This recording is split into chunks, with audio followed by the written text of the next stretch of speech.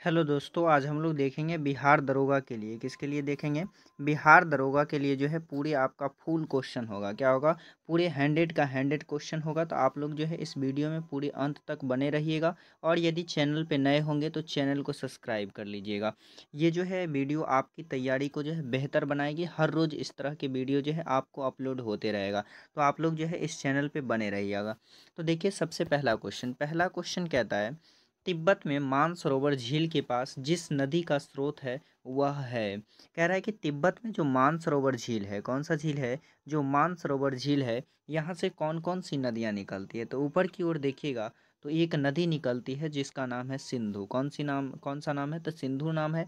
और इधर से नीचे से एक निकलता है जिसका नाम क्या है? तो सतलज नाम है। क्या है? सतलज। और एक चाइना से होकर के निकलती है जिसका नाम क्या है? ब्रह्मपुत्रा। क्या नाम है? ब्रह्मपुत्रा। तो ब्रह्मपुत्रा और सतलज और सिंधु नदी, ये तीनों नदियां जो है कहाँ से निकलती है? तो ये तीनों नदियां निकलती है आपके तिब्बत के मानसरोवर झील से।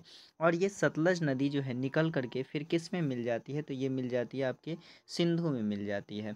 और ब्रह्मपुत्रा नदी जो है ये निकल करके और अरुणाचल प्रदेश होते हुए, कहाँ? अरुणाचल प्रदेश होते हुए, असम होते हुए ये पश्चिम बांग्लादेश में प्रवेश कर जाता है। और फिर कहाँ गिर जाता है? तो ये गिर जाता है आपका बंगाल की खाड़ी में गिर जाता है। किस में गिरता है? बंगाल की खाड़ी में। और ये सिंधु नदी जो है ये पाकिस्तान होते हुए आपका अरब सागर में गिर जाता है। नेक्स्ट क्वेश्चन देखिए। नेक्स्ट है, निम्न निम्न भारत के निम्नलिखित इस्पात संयंत्रों में कौन सा सार्वजनिक क्षेत्र के इस्पात नहीं है? तो आपको बताना है कि कौन सा जो इस्पात है वो सार्वजनिक क्षेत्र के इस्पात नहीं है। तो देखिए, भिलाई इस्पात संयंत्र जो है ये भी आपके सार्वजनिक क्षेत्र के हैं। राउरकेला स्टील संयंत्र ये भी सार्वजनिक क्षेत्र के हैं। दुर्गापुर स्टील संयंत्र ये भी सार्वजनिक है। लेकिन टिस्को, कौन सा? टिस्को जो है ये आपका सार्वजनिक क्षेत्र का नहीं है। इसकी स्थापना जो है 1907 में हुई थी। कब हुई थी? 1907 में हुई थी। तो इसका सही आंसर कौन सा हो जाएगा? तो ऑप्शन नंबर डी जो है इसका बिल्कुल राइट हो जाएगा। नेक्स्ट क्वेश्चन देखिए। तीसरा नंबर क्वेश्चन कहता है, नकदी फसल में सम्मिलित नहीं है। तो आपको बताना है कि नकदी फसल में जो है कौन सा फसल सम्मिलित नहीं है। तो नकदी फसल में आपका कौन सा नहीं आएगा? तो गन्ना तो आएगा ही, कपास भी आएगा, जूट भी आएगा। क्या ये गेहूँ आएगा? गेहूँ जो है आपका नकदी फसल नहीं है। गेहूँ जो है आपका कौन सा फसल है? तो गेहूँ आपका हो जाता है रबी फसल। कौन सा फसल होता है? रबी फसल, जो अक्टूबर नवंबर के महीने में बोया जाता है। कब बोया जाता है? अक्टूबर और नवंबर के महीने में बोया जाता है। तो रबी फसल और कौन कौन सा हो जाएगा? तो आपका हो जाएगा जौ। कौन सा हो जाएगा? जौ, चना, मसूर और सरसों। कौन सा? सरसों। ये आपका कौन सा है? तो ये जो है आपका रबी फसल है। जबकि इस क्वेश्चन का सही आंसर कौन सा होगा? तो ऑप्शन नंबर डी जो है इसका बिल्कुल राइट हो जाएगा। नेक्स्ट क्वेश्चन है, भारत और श्रीलंका को डैश द्वारा विभाजित किया जाता है। तो जो श्रीलंका और भारत को जो विभाजित करता है, तो यहाँ पर आपका एक जल डमरू मध्य है जिसे क्या कहते हैं? पाक जल डमरू मध्य है। कौन सा कहते हैं? पाक जल डमरू मध्य। यानी इसका सही आंसर ऑप्शन नंबर सी हो जाएगा। नेक्स्ट क्वेश्चन देखिए। नेक्स्ट है, भारत में प्रथम उर्वरक संयंत्र कहाँ लगा था? तो भारत में जो पहला उर्वरक संयंत्र था ये कहाँ लगा था? तो ये आपका लगा था ऑप्शन नंबर बी, यानी रानीपेट में लगा था। कब लगा था? कहाँ लगा था? रानीपेट में। और रानीपेट कहाँ है? तो ये जो है आपका तमिलनाडु में है। कहाँ है? रानीपेट आपका तमिलनाडु में है। और ये कब लगा था? तो 1906 में लगा था। और ये पहला उर्वरक की कारखाना तो इसका सही आंसर ऑप्शन नंबर बी हो जाएगा। नेक्स्ट क्वेश्चन है, निम्नलिखित में से कौन महाद्वीप क्षेत्र के अनुसार दूसरा सबसे बड़ा है? तो आपको बताना है जो कौन सा जो है दूसरा सबसे बड़ा है। तो पहला कहा जाए तो पहला जो है एशिया है। कौन सा है? एशिया महाद्वीप जो है सबसे बड़ा है। और इसमें कहा गया है कि दूसरा, तो दूसरा जो सबसे बड़ा है वो आपका अफ्रीका है। कौन सा है? अफ्रीका। और तीसरा जो होगा आपका उत्तरी अमेरिका। चौथा हो जाएगा दक्षिणी अमेरिका। और पांचवा सबसे छोटा कहिएगा तो सबसे छोटा जो है आपका कौन सा हो जाएगा? तो सबसे छोटा आपका ऑस्ट्रेलिया महाद्वीप हो जाएगा। लेकिन इसका सही आंसर कौन सा होगा? तो ऑप्शन नंबर बी जो है बिल्कुल राइट है। नेक्स्ट क्वेश्चन है, साफ रातें मेघीय रातों की अपेक्षा अधिक ठंडी होती है। साफ रातें जो है मेघीय रात की अपेक्षा अधिक ठंडी होती है। क्यों? तो ये होती है विकिरण के कारण। किसके कारण होता है? विकिरण के कारण, यानी सही आंसर इसका ऑप्शन नंबर बी है। नेक्स्ट क्वेश्चन है, निम्नलिखित में किस युग्म का मिलान सही है? आपको बताना है कि कौन सा युग्म जो है वो सही मिला हुआ है। तो जैसा कि ऑप्शन ए कहा कि भूमध्य सागरीय क्षेत्र गर्मी की वर्षा, भूमध्य, क्या ये कह रहा है कि भूमध्य सागरीय क्षेत्र जो है क्या उसमें गर्मी की वर्षा होती है? ऑप्शन बी कह रहा है भूमध्य क्षेत्र जाड़े में वर्षा। ऑप्शन सी मानसूनी क्षेत्र पूरे साल भारी वर्षा। ऑप्शन डी मरुस्थलीय क्षेत्र जाड़े की वर्षा। तो ये इसका सही आंसर जो होगा वो हो जाएगा आपका भूमध्य सागरीय क्षेत्र गर्मी की वर्षा, यानी ऑप्शन नंबर ए जो है इसका बिल्कुल राइट है। नेक्स्ट क्वेश्चन है, दामोदर नदी निकलती है, तो जो दामोदर नदी है वो कहाँ से निकलती है? तो दामोदर नदी जो है आपके झारखंड से निकलते हैं। कहाँ से निकलते हैं? झारखंड से। और झारखंड के कहाँ से निकलता है? तो ये छोटा नागपुर से निकलता है। कहाँ से निकलता है? छोटा नागपुर से। तो इसका सही आंसर ऑप्शन नंबर बी हो जाएगा। नेक्स्ट क्वेश्चन है, खरीफ फसलों को डैश मौसम की शुरुआत के साथ बोई जाती है? तो जो खरीफ फसल है वो जो है किस मौसम के साथ इसे बोई जाती है? तो ये आपका बोई जाती है शीत के साथ। किसके साथ बोई जाती है? शीत के साथ बोई जाती है, यानी ये जो है वर्षा मौसम के साथ बोई जाती है। किसके? वर्षा मौसम, यानी इसका सही आंसर ऑप्शन नंबर बी हो जाएगा। जबकि खरीफ फसल में जो है आएगा कौन कौन फसल? तो इसमें आएगा आपका धान, बाजरा। कौन सा आएगा? धान, बाजरा, मक्का। धान, बाजरा, मक्का, कपास। धान, बाजरा, मक्का, कपास, ये सारा फसल किस में आएगा? तो ये आता है आपके खरीफ फसल में। नेक्स्ट क्वेश्चन है, भारतीय संविधान को अपनाया गया था, तो भारतीय संविधान को जो है किसके द्वारा अपनाया गया था? तो इसका सही आंसर हो जाएगा ये आपका संविधान सभा के द्वारा अपनाया गया था। किसके द्वारा? संविधान सभा। अब संविधान सभा का जो प्रथम अधिवेशन हुआ था ये आपका हुआ था 9 दिसंबर 1946 को। कब हुआ था? 9 दिसंबर 1946 को हुआ था। और इसका जो अस्थाई, कौन सा? अस्थाई जो अध्यक्ष था वो कौन थे? सच्चिदानंद सिन्हा। कौन थे? सच्चिदानंद सिन्हा इसके अस्थाई अध्यक्ष थे। जबकि इसके जो है अध्यायी अध्यक्ष के रूप में किसे बनाया गया? तो इसके पश्चात जो है 11 दिसंबर 1946, कब? 11 दिसंबर 1946 को जो है डॉक्टर राजेंद्र प्रसाद, किसे? डॉक्टर राजेंद्र प्रसाद को अस्थाई अध्यक्ष के रूप में बनाया गया। और संविधान को बनाने में कितना टाइम लगा था? तो संविधान को बनाने में जो है 2 वर्ष 11 महीने, 2 वर्ष 11 महीना, 2 वर्ष 11 महीना 18 दिन लगा था। कितना दिन लगा था? 2 वर्ष 11 महीने 18 दिन लगे थे। और इसे बनाने में पूरे खर्च कितना हुआ? तो लगभग जो है 64 लाख रुपया खर्च हुआ था। कितना हुआ था? 64 लाख खर्च हुआ था। और इसमें जो है 395 आपका अनुच्छेद है, 12 अनुसूची है। कितने हैं? 12 अनुसूची है। और इसमें क्या है? तो और जो है इसमें 22 जो है आपका भाग है। क्या है? 22 भाग है। और ये 22 जनवरी 1947 को संविधान सभा के सदस्य ने उद्देश्य प्रस्ताव को सर्वसम्मति से पास कर दिया और 26 नवंबर 1949 को भारतीय संविधान सभा द्वारा अपनाया गया था। तो इसका सही आंसर कौन सा हो जाएगा? तो ऑप्शन नंबर ए, यानी इसे किसके द्वारा अपनाया गया था? तो संविधान सभा के द्वारा। नेक्स्ट क्वेश्चन है, कोई वित्तीय बिल प्रस्तावित हो सकता है? कह रहा है कि यदि कोई वित्तीय बिल जो है वो कैसे प्रस्तावित हो सकता है? तो वो केवल जो है लोकसभा में ही प्रस्तावित हो सकता है। कहाँ हो सकता है? लोक सेवा, यानी लोकसभा, यानी इसका सही आंसर ऑप्शन नंबर बी हो जाएगा। और इसकी चर्चा जो है किस अनुच्छेद में है? तो इसकी चर्चा जो है आपका अनुच्छेद 109 में है। किस में है? 109 में है। नेक्स्ट क्वेश्चन है, बनारस हिंदू विश्वविद्यालय की स्थापना किसने की? तो बनारस जो हिंदू विश्वविद्यालय थी इसका जो है स्थापना कौन किए थे? तो इसका स्थापना जो है आपका पंडित मदन मोहन मालवीय। कौन किए थे? पंडित मदन मोहन मालवीय किए थे। और इन्होंने कब किया? तो इन्होंने 1916 में किए थे। कब किए थे? 1916, यानी सही आंसर ऑप्शन नंबर बी है। नेक्स्ट क्वेश्चन देखिए, भारतीय संविधान के निम्नलिखित अनुच्छेदों में से कौन सा अनुच्छेद राज्य के सरकारों को ग्राम पंचायतों को संगठित करने का निर्देश देता है? तो ये जो है कौन सा देता है? तो ये आर्टिकल जो है आपका 40 देता है। कौन सा देता है? आर्टिकल 40, यानी ऑप्शन नंबर बी जो है इसका बिल्कुल राइट हो जाएगा। नेक्स्ट क्वेश्चन है, एक कल्याणकारी राज्य के निर्देशक आदर्श वर्णित है। एक कल्याणकारी राज्य कैसा होना चाहिए? इस चीज़ों का वर्णन जो है ये किस में दिया गया है? तो ये आपके राज्य के नीति निर्देशक तत्व में दिया गया है। लेकिन ये जो है आपके राज्य पे डिपेंडेंट होता है, यदि राज्य चाहे तो इसे लागू कर सकता है, यदि राज्य चाहे तो इसे लागू नहीं कर सकता है।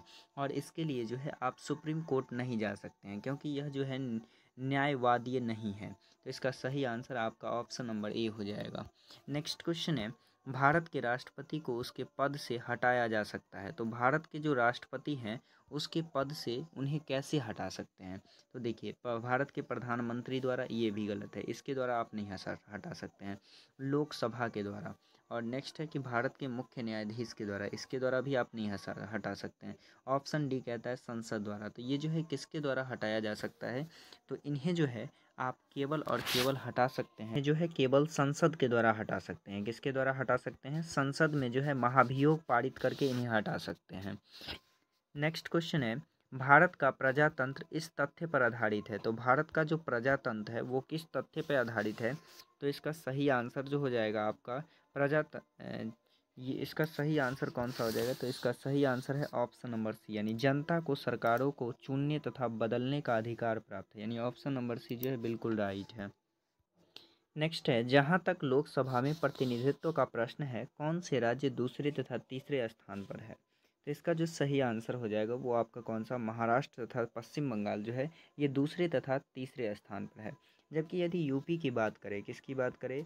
यूपी की बात करें तो यहाँ कितना सीटें हैं लोकसभा का? तो यहाँ जो है 80 सीट है। कितना है? 80। और महाराष्ट्र में कितना है? तो महाराष्ट्र में आपका जो है 48 है। कितना है? 48 है। और जो आपका पश्चिम बंगाल है, कौन सा है? वेस्ट बंगाल में जो है कितना है? तो यहाँ 42 है। और आपके बिहार में, किसमें?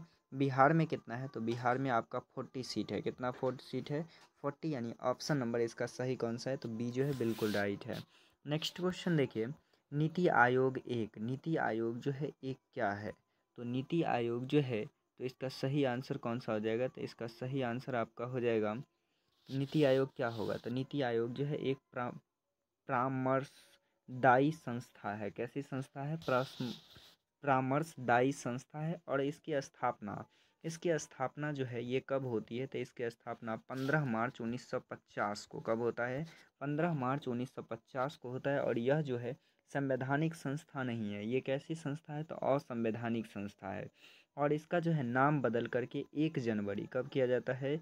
1 जनवरी 2015 का इसका नाम बदल करके क्या कर दिया जाता है? तो नीति आयोग कर दिया जाता है। क्या कर दिया जाता है? नीति आयोग। इससे पहले इसका नाम क्या था? तो इससे पहले इसका नाम था योजना आयोग। क्या नाम था? योजना आयोग। और इसके अध्यक्ष कौन होते हैं? तो इसके अध्यक्ष जो है पीएम होते हैं। कौन होते हैं? पीएम, यानी नरेंद्र मोदी जी होंगे। नेक्स्ट है, भारत में नियोजित अर्थव्यवस्था आधारित है। तो भारत में जो नियोजित अर्थव्यवस्था है वो कैसी है? तो यहाँ का अर्थव्यवस्था जो है आपका मिश्रित अर्थव्यवस्था है। कैसा है?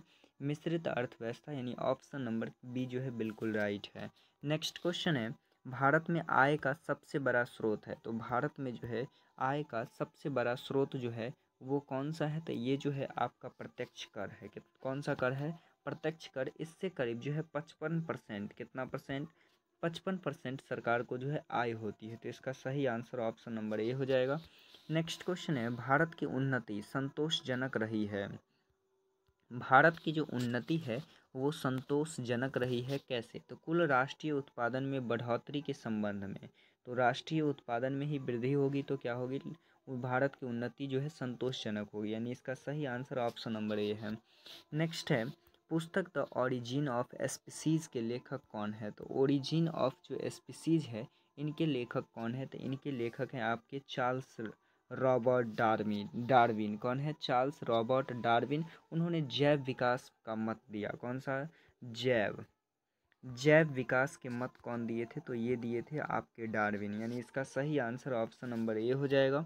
नेक्स्ट क्वेश्चन है, अपने किस कार्यकारिणी कमेटी में कांग्रेस ने जमींदारी उन्मूलन की नीति का अनुमोदन किया? तो ये जो है किस कार्यकारिणी कमेटी में जो है इसका अनुमोदन किए थे? तो ये किए थे कार्यकारिणी कमेटी 1945। कब किए थे? कार्यकारिणी कमेटी 1945 में जो है जमींदारी उन्मूलन किए थे। तो इसका सही आंसर ऑप्शन नंबर सी हो जाएगा।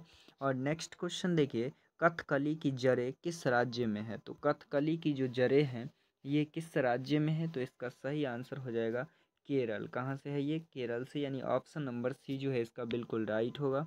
नेक्स्ट क्वेश्चन है, गांधी जी का चंपारण सत्याग्रह किससे जुड़ा है? तो महात्मा गांधी का जो चंपारण आंदोलन है ये किससे जुड़ा हुआ है? तो ये आपके तिनकठिया प्रणाली से जुड़ा हुआ है। किससे जुड़ा हुआ है? तिनकठिया प्रणाली। और ये कब होता है? तो 1917 में होता है।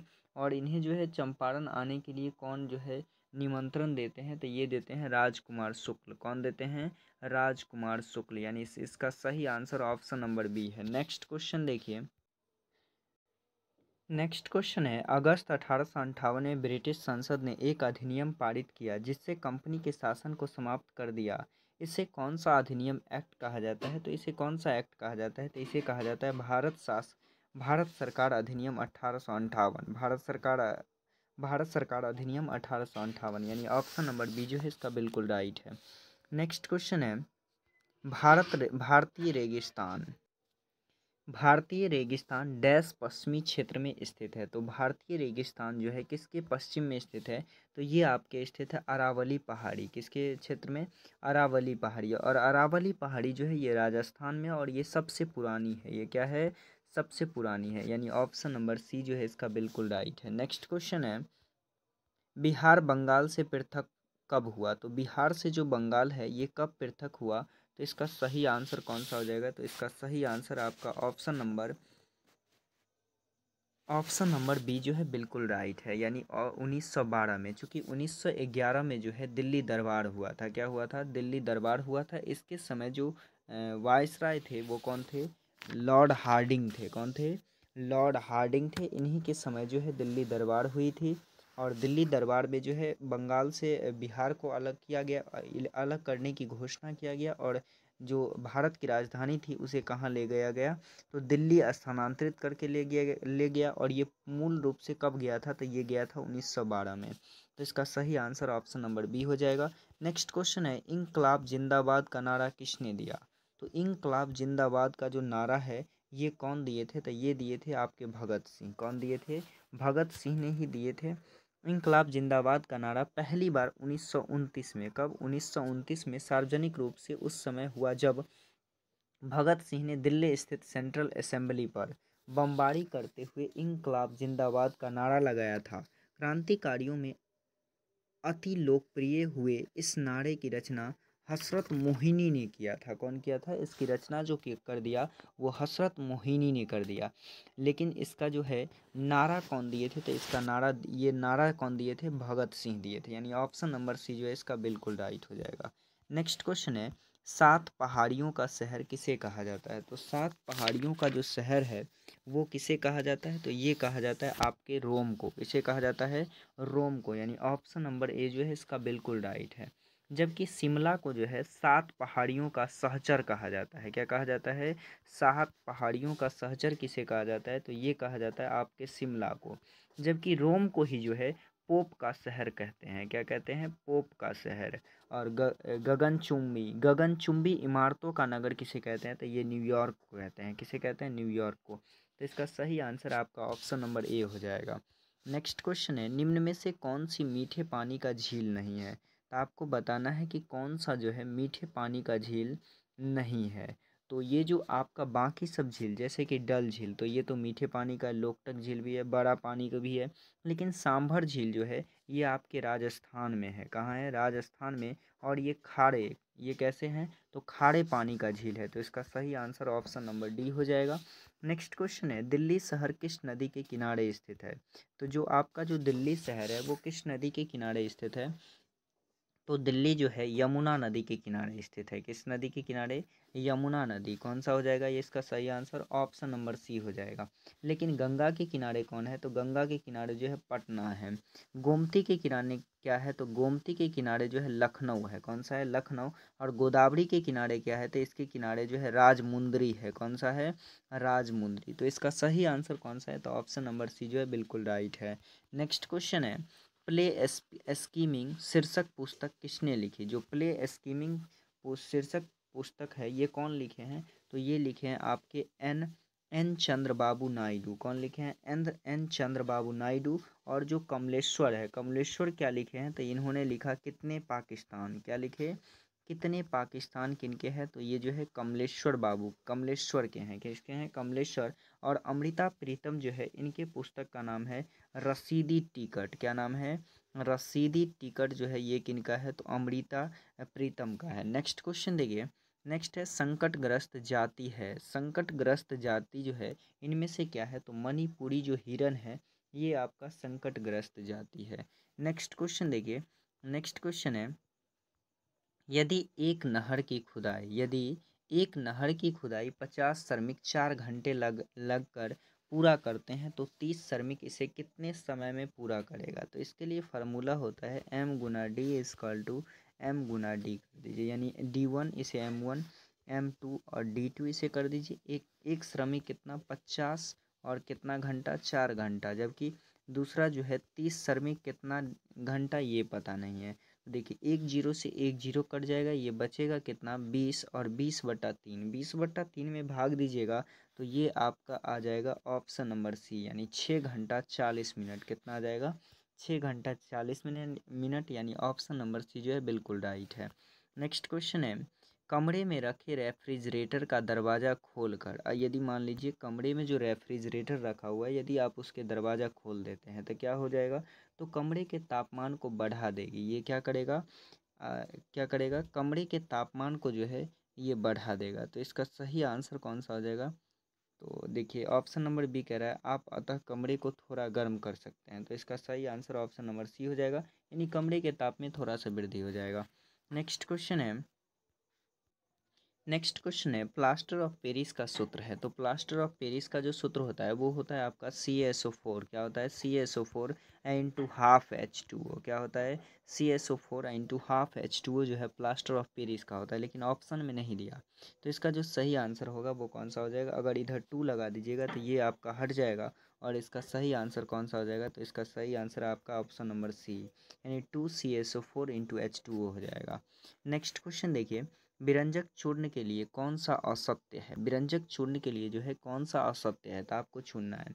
तो जैसा कि ऑप्शन ए में कहा जल में अधिक विलय होता है, तो ये क्या होता है? तो जल में जो है घुलनशील होता है। क्या होता है? जल में घुलनशील होता है, लेकिन ये क्या होता है? पूर्ण रूप से विलय नहीं होता है। क्या नहीं होता है? पूर्ण रूप से विलय नहीं होता है। जबकि यहाँ कहा गया कि जल में अधिक विलय होता है, तो ये तो गलत कहा गया। नेक्स्ट है हल्के पीले रंग का चूर्ण होता है, ये सही है। ऑक्सीकारक होता है, ये भी, और ये भी सही है, यानी ऑप्शन नंबर ए जो है, ऑप्शन नंबर ए जो है इसका बिल्कुल राइट हो जाएगा। नेक्स्ट क्वेश्चन देखिए, पारद धातु मिश्रण है। तो पारद धातु जो है ये मिश्रण है किसका? तो पारद धातु जो है पारद युक्त मिश्रण होता है।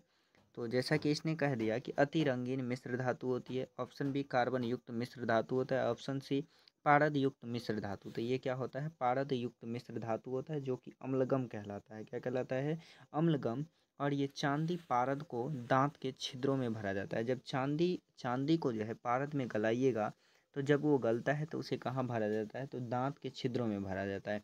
और इसमें जो है प्रायः लोहे धातु जो है पारे के साथ मिश्र धातु नहीं बनाती है। तो कौन नहीं बनाएगी? केवल लोहा नहीं बनाएगा। तो इसका सही आंसर ऑप्शन नंबर सी हो जाएगा। नेक्स्ट क्वेश्चन है, उस प्रक्रिया को क्या कहा जाता है जिसके द्वारा आनुवंशिक रूप से समान व्यक्ति उत्पादित किए जा सकते हैं? वो क्या कहलाते हैं? तो वो कहलाते हैं आपके क्लोनिंग। क्या कहलाते हैं? क्लोनिंग। यानी क्लोनिंग जो है वह प्रक्रिया है जिसके द्वारा आनुवंशिक रूप से समान जीव की उत्पत्ति किया जा सकता है। क्या किया जा सकता है? समान जीव। तो उसे क्या कहते हैं? उसे कहते हैं क्लोनिंग, यानी ऑप्शन नंबर डी जो है बिल्कुल राइट है। नेक्स्ट क्वेश्चन देखिए, मधुमक्खी कॉलोनी के सदस्य एक दूसरे को किस प्रकार पहचानते हैं? यानी मधुमक्खी जो है अपने साथियों को कैसे पहचान पाएगा? तो वो पहचानता है नृत्य के द्वारा। किसके द्वारा? नृत्य के द्वारा। यानी मधुमक्खियाँ जो है नृत्य करती है उसके द्वारा ये पहचान लेता है। नेक्स्ट क्वेश्चन है, मनुष्य की खोपड़ी में कुल कितनी अस्थियाँ होती है? तो मनुष्य की खोपड़ी में जो है कुल कितनी अस्थियाँ होती है? तो मनुष्य की खोपड़ी में आपके 29 अस्थियाँ होती है। कितनी होती है? 29 अस्थियाँ। और जो कान होता है, क्या होता है? कान में कितनी होती है? तो कान में जो है 6 होती है। और फेस में कितना होता है? तो फेस में जो है 14 होती है। कितनी होती है? 14 होती है। कान की हड्डी जो होती है, जो स्टेप्स होता है, वो आपका सबसे छोटी हड्डी होती है। क्या होती है? सबसे छोटी। नेक्स्ट क्वेश्चन है, आधुनिक मनुष्य के हाल का पूर्वज है। तो आधुनिक मनुष्य के जो हाल का पूर्वज है वो कौन सा है? तो वो है आपका क्रो मगन मानुस। कौन है? क्रो मग्न मानुस, यानी ऑप्शन नंबर बी जो है बिल्कुल राइट है। नेक्स्ट क्वेश्चन है, माँ पौधे की भांति पौधे मिलता है।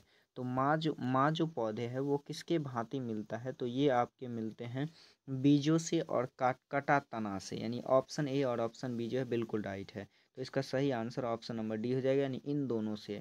नेक्स्ट क्वेश्चन है, कौन सा मूत्र प्रणाली का हिस्सा नहीं है। तो आपको बताना है कि कौन सा जो है मूत्र प्रणाली का हिस्सा नहीं है। तो इसका जो सही आंसर होगा, जैसा कि देखिए मूत्र वाहिनी भी किससे है, तो मूत्र से संबंधित है, मूत्राशय भी है, मूत्र मार्ग भी है, लेकिन ब्रोंकियो जो है ये फेफड़ा से है। ये किससे है, फेफड़ा से। तो ये इसका सही आंसर कौन सा हो जाएगा, तो ऑप्शन नंबर बी, यही जो है मूत्राशय से संबंधित नहीं है, नहीं तो तीनों जो है मूत्राशय से है। नेक्स्ट क्वेश्चन है, 180 मीटर लंबे एक प्लेटफॉर्म को 180 मीटर लंबे एक प्लेटफॉर्म को 150 मीटर लंबी एक रेलगाड़ी 18 सेकंड में पार करती है। तो रेलगाड़ी की गति किलोमीटर प्रति घंटा में क्या होगा। तो देखिए सबसे पहले आप क्या कीजिए, इस दूरी को जोड़ लीजिए। तो 180 और 150 कितना हो जाएगा, 0 8 5 13 और 2 1 3 कितना हो जाएगा, 330। और समय कितना दिया, तो समय जो आपको दिया 18 दिया, कितना दिया, 18। ये टोटल जो है दूरी हो गई और टोटल आपके पास क्या हो गया, समय हो गया। इसे काटिएगा तो ये कट जाएगा आपका 55 मरतबे और ये कट जाएगा आपका 3 मरतबे। 55 को 6 बार पढ़िएगा तो 330 आ जाएगा और 3 को 6 बार पढ़िएगा 18 आ जाएगा। लेकिन आपका जो आंसर पूछ रहा है किलोमीटर प्रति घंटा में, तो क्या कीजिएगा, 55/3 को जो है आप किलोमीटर प्रति घंटा में बदलने के लिए 18/5 से गुना कर दीजिए। तो ये आपका कट जाएगा 11 पचे का 55 और ये कट जाएगा क्षेत्रिक 18। 11 को 6 से गुना कर दीजिएगा तो आपका आ जाएगा 66। कितना आ जाएगा, 66, यानी ऑप्शन नंबर सी जो है इसका बिल्कुल राइट हो जाएगा। नेक्स्ट क्वेश्चन देखिए, कह रहा है कि इतना इतना को जो है आपको सॉल्व करना है। तो इसका सॉल्यूशन कैसे कीजिएगा, तो देखिए सबसे पहले जो है कोष्ट का काम कर लीजिए। तो कोष्ट का काम कीजिएगा तो इसके नीचे कुछ नहीं है तो 1 डालिएगा, तो इसका एलसीएम हो जाएगा 15 और 15 माइनस 1/3 हो जाएगा। 15 में से 1 जाएगा, कितना बचेगा, तो 14 बचेगा। और आपके पास है 6 दूना 12 1 13, इसे लिख लीजिए 13/2 प्लस 80/40 माइनस का 30/7। और यहाँ से क्या बचा, तो यहाँ से बचा आपको 14/3, इसे घटा करके बचा। तो देखिए 7 दूना का 14 कट जाएगा और 3 दाहें का 30 कट जाएगा। अब देखिए ये हो जाएगा आपका 13/2 और प्लस ये 40 से 2 में भाग दीजिए तो 2 हो जाएगा, माइनस ये कितना हो जाएगा, 10 दूना का 20। अब इसे सॉल्व कीजिएगा तो कितना आ जाएगा, 13/2 और ये माइनस में से जाएगा तो माइनस में से 2 जाएगा तो 18 बचेगा माइनस का, इसके नीचे कुछ नहीं है तो 1 डाल दीजिए और दोनों का एलसीएम लीजिएगा तो 2 आ जाएगा। 2 एकम 2 तो 13 एकम 13 और ये हो जाएगा 1 दूना 2 तो 18 दूना का 36। इसे घटाइएगा तो कितना आ जाएगा, माइनस का 23/2 आ जाएगा। यानी इसका सही आंसर कौन सा हो जाएगा, तो सही आंसर जो है ऑप्शन नंबर बी हो जाएगा। नेक्स्ट क्वेश्चन देखिए, नेक्स्ट है, दी गई श्रृंखला में अगली शाखा क्या होगी। तो आपको बताना है कि जो अगली शाखा है वो क्या होगी। तो देखिए इस दोनों के बीच कितना का अंतर है, तो 1 2 और ये कितना का अंतर है, 2, 22 का अंतर है। इसमें कितना जोड़िएगा तो आ जाएगा, तो ये आपको करीब 24 जोड़िएगा तो आ जाएगा और इसमें 26 जोड़िएगा, यानी कितने कितने का अंतर है, तो 2 2 का अंतर है। तो यहाँ 26 है तो यहाँ 28 जोड़ना होगा तो आपके कितना आ जाएगा, तो 201 आ जाएगा, यानी ऑप्शन नंबर बी जो है इसका बिल्कुल राइट है। नेक्स्ट क्वेश्चन है, कह रहा है कि उस विकल्प का चयन करें जो दिए गए पैटर्न में प्रश्न के स्थान पर आएगा। तो देखिए 13 में 2 जोड़ा तो 15 हो गया, 15 में 2 जोड़ा तो 17 हो गया, 5 में 1 जोड़ा तो 6 हो गया और 6 में 1 जोड़ा तो क्या हो गया, 17। अब ज़रा आप ये पता कीजिए कि इसमें कितना जोड़ेंगे तो ये इतना हो जाएगा। तो इसमें करीब जो है आप 15 जोड़िएगा तो आ जाएगा। तो इसमें कितना, 2 घटा लीजिए, तो 2 घटाइएगा तो यहाँ पर यानी 13 घटाइएगा तो 51 में से 13 को घटा लीजिए तो 11 में से 3 जाएगा 8 और ये 4 4 में से 1 गया 3, यानी कौन सा ऑप्शन सही होगा, तो 38 वाला ऑप्शन सही होगा। यानी इसका जो सही आंसर है ऑप्शन नंबर डी है। नेक्स्ट क्वेश्चन है, क्षेत्रफल के अनुसार निम्नलिखित राज्यों का सही अवरोही क्रम क्या है। तो आपको बताना है कि जो इसका जो है सही अवरोही क्रम कौन सा होगा। तो इसका सही अवरोही क्रम हो जाएगा, सर्वाधिक क्षेत्रफल वाला है आपका आंध्र प्रदेश। कौन सा है, आंध्र प्रदेश। उसके बाद है बिहार, और उसके सॉरी, यहाँ जो है सर्वाधिक क्षेत्रफल वाला है आपका कौन सा, मध्य प्रदेश। कौन सा, मध्य प्रदेश। यानी पहले जो होगा आपका 3 नंबर होगा और उसके बाद 4 नंबर उत्तर प्रदेश होगा, उसके बाद आंध्र प्रदेश और उसके बाद बिहार। यानी 3 4 1 2। तो देखिए 3 4 1 2 जो है आपका ऑप्शन नंबर डी है, यानी ऑप्शन नंबर डी जो है बिल्कुल राइट है।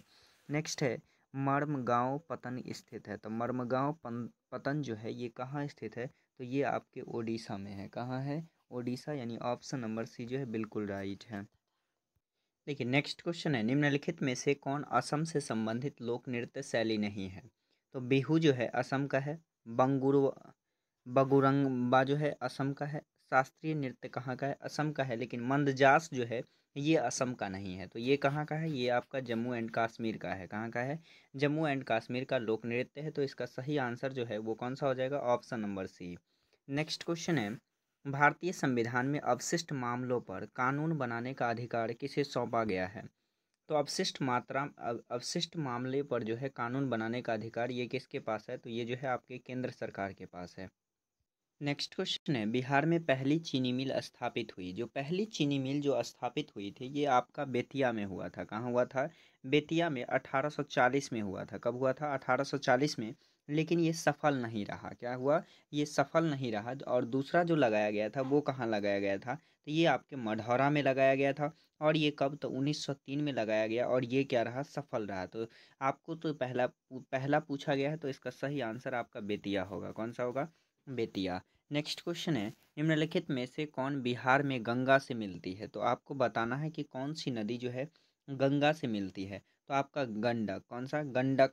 जैसा कि सोन दिया। और ऑप्शन 3 में दे दिया घाघरा। 3 में क्या है, घाघरा। और 4 में जो दिया वो कौन सा दे दिया, पुनपुन दे दिया। तो ये चारों नदियाँ जो है किससे मिलती है, तो ये आपकी गंगा से मिल जाती है। यानी एक भी मिलता है, दो भी, तीन भी और चार भी। तो इसका सही आंसर जो होगा वो कौन सा हो जाएगा, ऑप्शन नंबर ए। यानी 1 2 3 4, यानी ऑप्शन नंबर ए जो है इसका बिल्कुल राइट है। नेक्स्ट क्वेश्चन है, भारतीय संविधान की प्रस्तावना के सिलसिले में निम्नलिखित में कौन क्रम सही है। तो आपको बताना है कि भारतीय संविधान में जो है निम्नलिखित में से कौन सा क्रम सही है। तो इसका जो क्रम सही होगा वो कौन सा हो जाएगा, सबसे पहले होगा सार्वभौम सत्ता संपन्न, उसके बाद समाजवादी। तो देखिए इसके बाद समाजवादी कहाँ है, तो यहाँ है समाजवादी।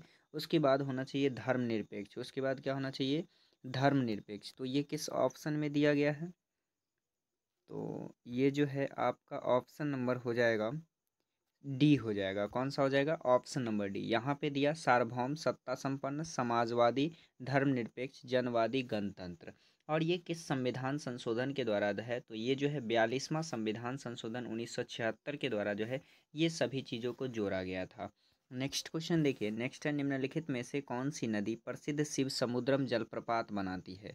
तो वो कौन सी नदी है जो शिव समुद्रम जलप्रपात बनाती है, तो ये आपका बनाती है कावेरी नदी। कौन सी नदी बनाती है, कावेरी नदी, जो 98 मीटर की ऊंचाई से गिरती है। कितने मीटर, 98 मीटर की ऊंचाई से गिरती है।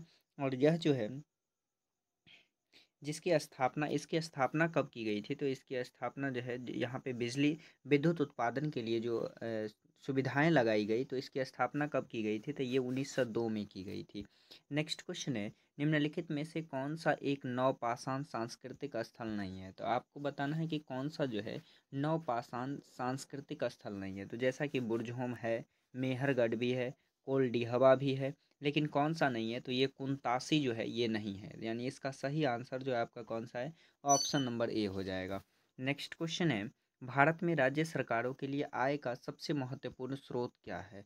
तो भारत में जो है राज्य सरकार का सबसे मुख्य आय का जो स्रोत है वो कौन सा है, तो वो आपका बिक्री कर है। कौन सा है, बिक्री कर। यानी ऑप्शन नंबर डी जो है इसका बिल्कुल राइट है। नेक्स्ट क्वेश्चन देखिए, निम्न में से कौन भारत का सबसे ऊंचा जलप्रपात है। तो आपको बताना है कि कौन सा जलप्रपात जो है सबसे ऊंचा है। तो इसका सही आंसर कौन सा हो जाएगा, तो वराही नदी पर स्थित है। किस नदी पर, वराही नदी पर कुंचिकल। कौन सा, कुंचिकल जो है ये सबसे ऊंचा है। तो कितना ऊंचा है, तो ये जो है आपका 455 मीटर ऊंचा है। कितना है, 455। यानी ऑप्शन नंबर ए जो है इसका बिल्कुल राइट है।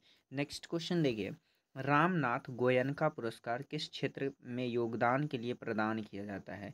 तो रामनाथ गोयनका पुरस्कार जो है ये आपके पत्रिका में, किसके पत्रिका में साहस दिखाने के लिए जो है कौन सा पत्र का पुरस्कार दिया जाता है, तो ये दिया जाता है रामनाथ गोयनका पुरस्कार।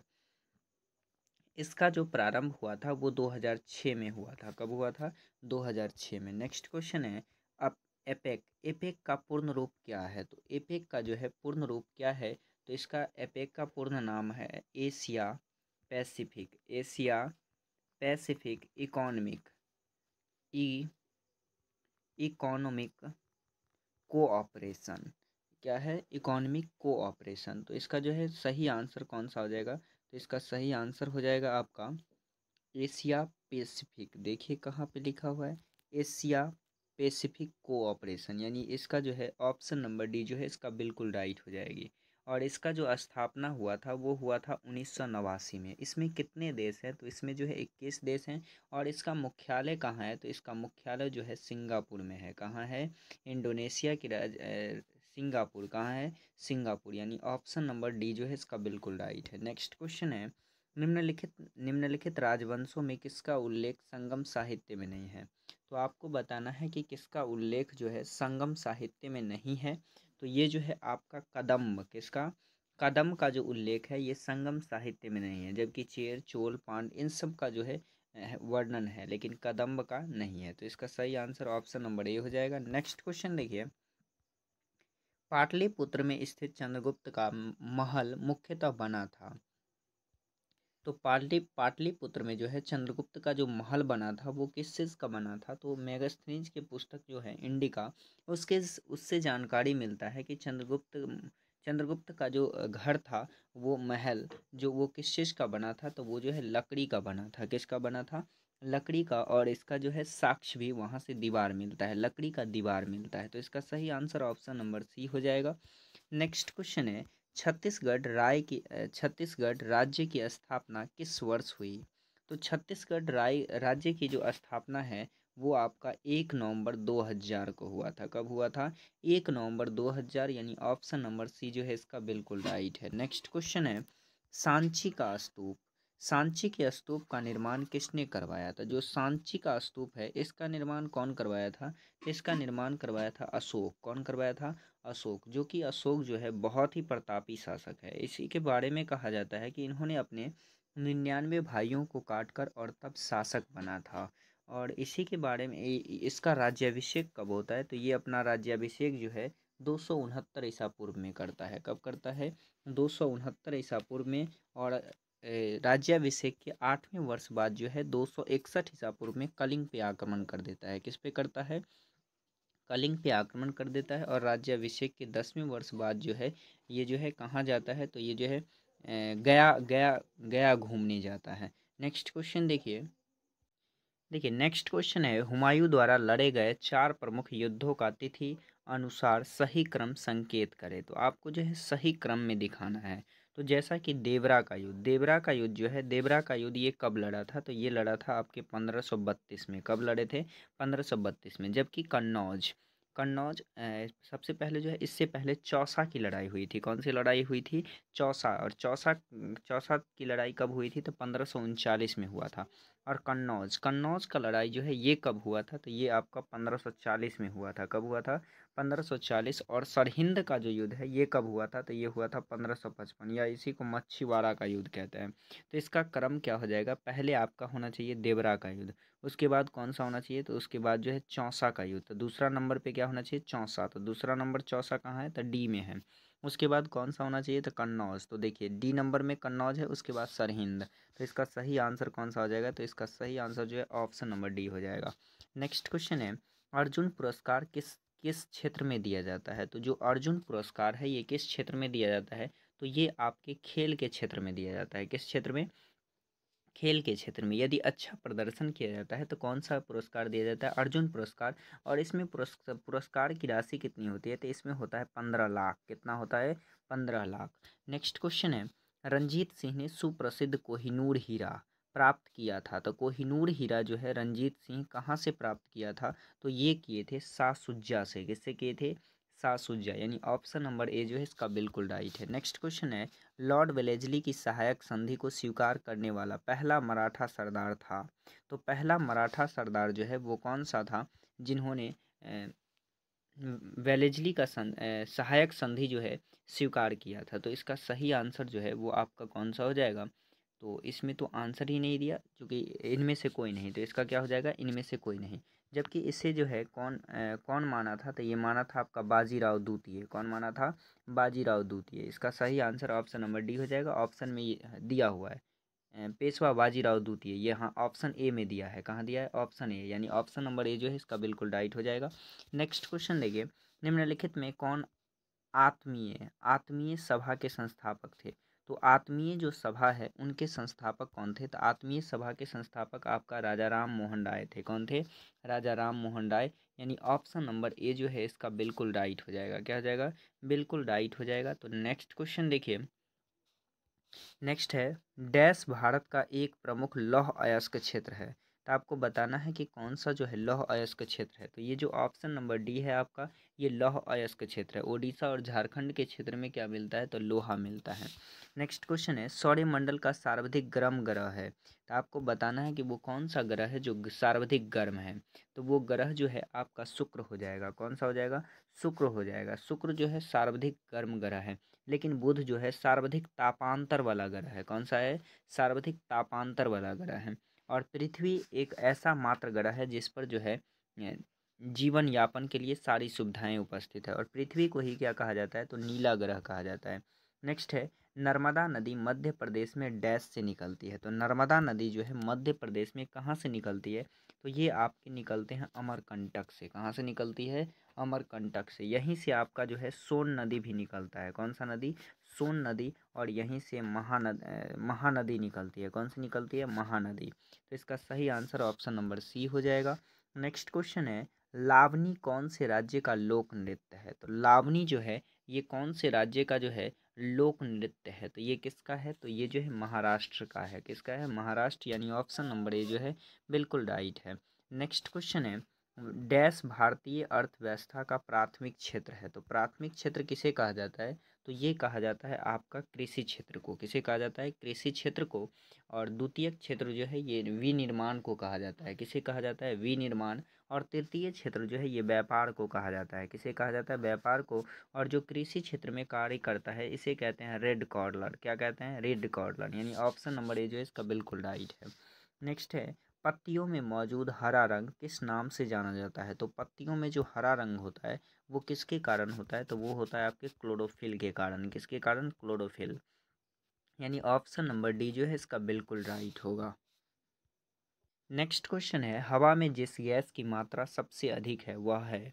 तो हवा में जो है किस गैस की मात्रा सर्वाधिक है, तो वो जो है नाइट्रोजन का है। किसका है, नाइट्रोजन का कितना है, 78% है। जबकि ऑक्सीजन का यदि देखिएगा तो 21% है। कितना है, 21%। और दोनों को जोड़ करके 99% हो जाता है।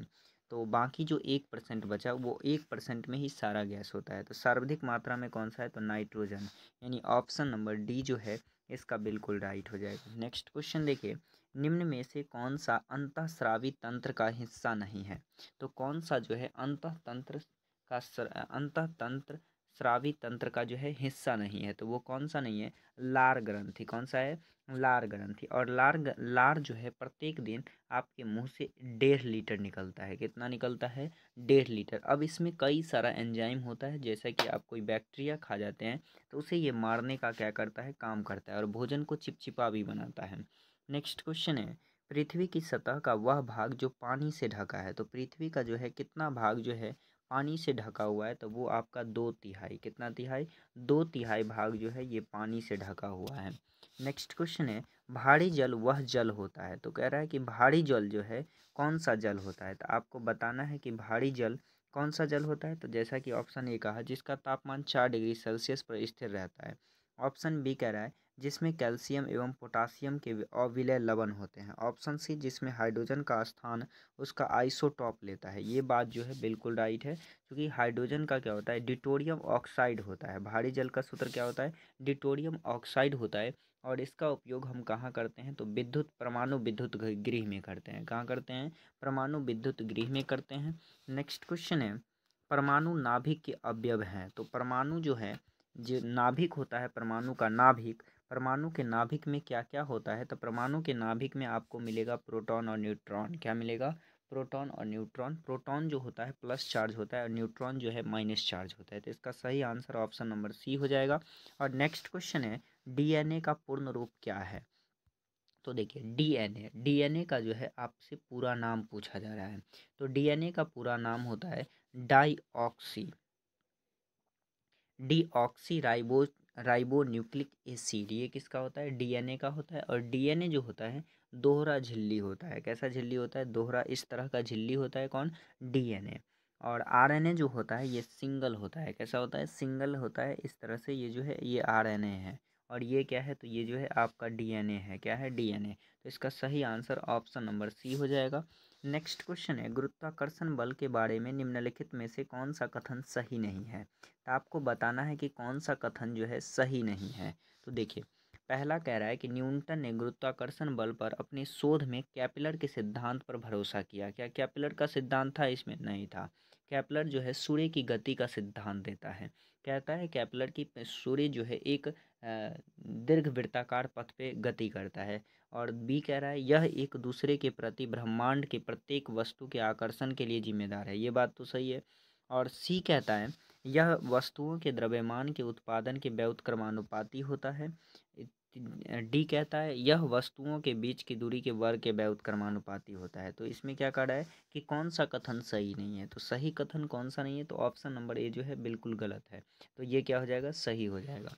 नेक्स्ट क्वेश्चन है, ध्वनि का वायु में वेग होता है। तो ध्वनि का जो है वायु में वेग कितना होता है? तो ध्वनि का वायु में वेग होता है 330 मीटर प्रति सेकंड। कितना होता है? 330 मीटर प्रति सेकंड। यानी ऑप्शन नंबर सी जो है इसका बिल्कुल राइट है। नेक्स्ट क्वेश्चन है, सूर्य के प्रकाश को धरती की सतह पर पहुंचने में लगने वाला समय है। तो देखिए, धरती पे पहुंचने के लिए जो है इसे 8 मिनट 20 सेकंड लगता है। कितना लगता है? 8 मिनट 20 सेकंड लगता है। लेकिन क्वेश्चन में आपको जो है 20 सेकंड नहीं दिया, तो आपका दिया 8 मिनट 5 सेकंड। तो इसका सही आंसर कौन सा हो जाएगा? तो 8 मिनट 5, यानी ऑप्शन नंबर सी जो है इसका बिल्कुल राइट हो जाएगा। जबकि जबकि जो है चंद्रमा का प्रकाश आने में 1.5 मिनट लगता है। कितना लगता है? 1.5 मिनट। नेक्स्ट क्वेश्चन है, क्रोमेटोग्राफी की तकनीक का प्रयोग करते हैं। इस तकनीक का जो है प्रयोग किसमें करते हैं? तो इसका सही आंसर होगा आपका ऑप्शन नंबर डी, यानी एक मिश्रण से पदार्थों को अलग करने के लिए। नेक्स्ट क्वेश्चन है, प्रथम 10 अभाज्य संख्याओं का औसत निकालिए। तो आपसे क्या पूछा जा रहा है कि प्रथम 10 जो अभाज्य संख्या है उसका औसत ज्ञात कीजिए। तो अभाज्य संख्या किसे कहते हैं? तो जिसका जो है अपवर्तकों की संख्या केवल 2 हो। कितना हो? 2 हो। जैसा कि 2 को देखिएगा तो ये कौन कौन सी संख्या से कटेगा? तो ये कटेगा आपका 1 से और 2 से। तो इसके अपवर्तकों की संख्या कितनी हुई? तो 2 हुई। तो ये क्या हो गया? अभाज्य संख्या हो गया। तो कौन कौन सी संख्या होगी? तो जैसा कि 2 हो जाएगा, और कौन होगा? तो 3 होगा, और 5 होगा, 7 होगा, 11 होगा, 13 होगा, और 17 हो जाएगा।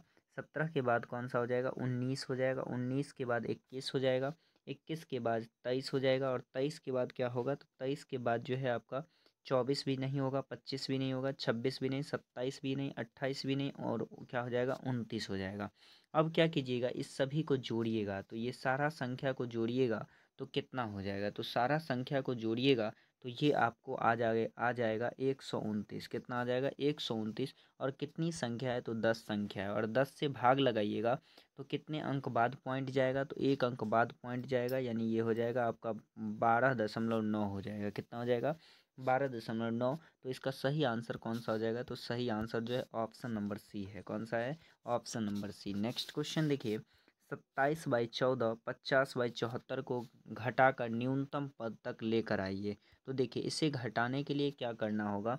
तो जैसा कि आपको 2714 और 5074 लिखा है, इसे काट करके छोटा कर देना है। क्या कर देना है? छोटा कर देना है। तो जैसा कि इसे काटिएगा तो आपका कट जाएगा ये 23 से। किससे कट जाएगा? 23 से। और ये कटेगा 43 से। यानी ये कौन से ऑप्शन में आएगा? तो ये आपका ऑप्शन नंबर सी होगा, बिल्कुल राइट। नेक्स्ट क्वेश्चन है, निम्नलिखित में से असंगत को पहचानिए। तो आपको वैसे को पहचान लेना है जो क्या हो, असंगत हो। तो जैसा कि 625, 625 आपको 25 का वर्गमूल दिखता होगा, और 225 जो है 15 का वर्गमूल है, और 25 जो है ये 5 का वर्गमूल है। क्या ये 115 किसी का वर्गमूल नहीं है? क्या है किसी का? किसी का नहीं है। तो ये क्या हो गया, असंगत हो गया। तो इसका सही आंसर ऑप्शन नंबर बी हो गया। नेक्स्ट है, बाल विवाह निरोधक अधिनियम किस वर्ष लागू किया गया? बाल विवाह जो निरोधक अधिनियम है ये किस वर्ष लागू किया गया था? तो ये किया गया था आपका 1929 में, यानी ऑप्शन नंबर ए जो है बिल्कुल राइट है। नेक्स्ट है, सर्वोदय शब्द किसकी देन है? तो जो सर्वोदय शब्द है ये किसकी देन है? तो इसका जो सही आंसर हो जाएगा वो आपका कौन सा हो जाएगा? तो इसका सही आंसर जो है आपका ऑप्शन नंबर डी हो जाएगा, यानी गांधी जी का देन है। किनका देन है? गांधी जी। नेक्स्ट क्वेश्चन है, परिवर्तन की वह प्रक्रिया जो भारतीय जनजीवन, समाज व संस्कृति के विभिन्न पक्षों में उस पश्चिमी संस्कृति के संपर्क में आने के कारण उत्पन्न हुई जिसे ब्रिटिश शासक अपने साथ लाए थे, यह प्रक्रिया कहलाती है। तो यह प्रक्रिया क्या कहलाता है? तो ये कहलाता है पश्चिमीकरण। क्या कहलाता है?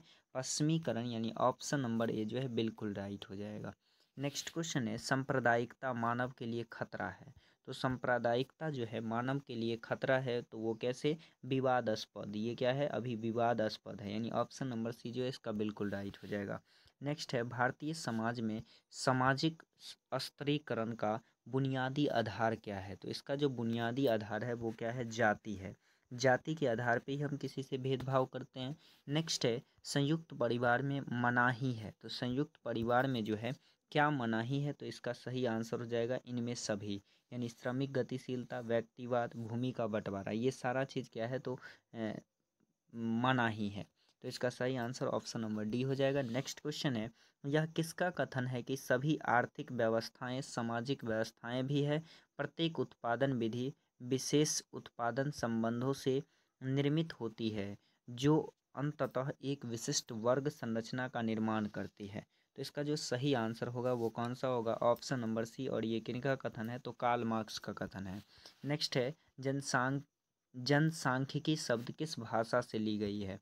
तो जो जनसांख्यिकी शब्द है ये किस भाषा से लिया गया? तो ये लिया गया आपका ग्रीक से, यानी ऑप्शन नंबर सी जो है इसका बिल्कुल राइट है। नेक्स्ट है, ग्रामीण एवं नगरीय समुदाय को पृथक करने का मुख्य आधार जो है वो क्या है? तो इसका सही आंसर क्या हो जाएगा? तो वो हो जाएगा आपका व्यवसाय की प्रकृति, यानी ऑप्शन नंबर सी जो है इसका बिल्कुल राइट है। तो ये जो है आपका बिहार दरोगा का पूरे 100 का 100 क्वेश्चन था। तो आप लोग इसी इसी प्रकार से जो है अन्य वीडियो देखने के लिए चैनल को सब्सक्राइब कर लीजिएगा। फिर मिलते हैं नेक्स्ट वीडियो में। आज के लिए इतना ही।